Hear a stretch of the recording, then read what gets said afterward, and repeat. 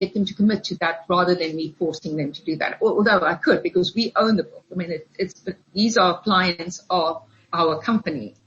They only have use of these clients. So, but I will always sit down with them and look at relationships, because I think ultimately it's all about the relationship, that the advisor had with that client. But, it still doesn't mean that if they had a good relationship, the client doesn't belong to them. It belongs to us. Okay. So when a client is reassigned or needs to be reassigned, whether it's a decision that is on behalf of the company, we need to reassign your client, or a decision where you might have a financial professional who says, I need to reassign part of the clients who are here. I just want to make clear, is it the company that is reassigning the clients, or is it the financial professional who gets to choose where the clients go? That's my decision. That's my decision. I make that decision. So I look at, for example, let me give you an example. I had an advisor, a very respected advisor, retire in 2019, had a very extensive book. When I looked at the book, I said, okay, this advisor worked predominantly in the school system. So the advisors that are currently working in that system, I will assign those clients to them. There were some clients that have moved away interstate. They might be living in the Tidewater area. Then I would assign that clients to the Tidewater area, and we would let the clients know that they have been reassigned to a new advisor because Mr. So-and-so have retired or resigned. Okay. And in this case, this specific case, you had to do that because we had 3 resignations from financial professionals in your district. Is that right? Yes, we did. Yeah. And so you had a lot of client reassignments. Well, my assistant did, yeah. But yeah, so, I had to sit down and assess most of the clients that was reassigned went to advisors in that work in Chesterfield County Public Schools now. Okay. And while we're talking like that, since we're talking about these specific respondents, did you have any idea that they were going to resign before you received their resignation letters on February the 5th? I had absolutely no idea.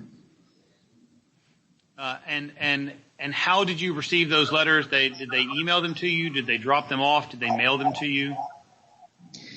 I got an email from the 3 of them at exactly the same time at 4:38 or something, where they pressed the button and they said that they resigned. So very much the same letter, all 3 at the same time on February the 5th at 4:38. And did you know at that time, when they sent their resignation letters that they had entered the Richmond office? How soon after did you learn that? I'll have to think back to that. If I look at the letters of resignation, I could be wrong though. Do you have any of those letters of resignation, the actual email? Because I can look it up quickly. I think it does. I think we do, yeah. It means we can pull one of those up. Yes. Yeah. Yeah. Yeah. Just give us 1 second here to pull that up. But I think we do. And I think they mentioned that they had dropped off their material in the Richmond office. And 2 of them also sent me an email from their personal email, just sort of afterwards, explaining what they had done.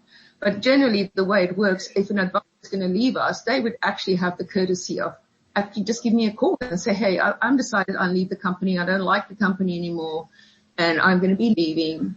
But I didn't have that courtesy. All I did was I saw the emails, and I only saw the emails at about 6:30 on that Friday night because I was out. And when I got back, I quickly checked my emails, and then I saw that they all 3 had resigned, and that's when I contacted Mr. Weinbress and the company to shut the computers down. Okay. And we've just discovered those resignation letters are actually not an exhibit. I don't think that they're needed here. So I won't try to get those in and delay our hearing.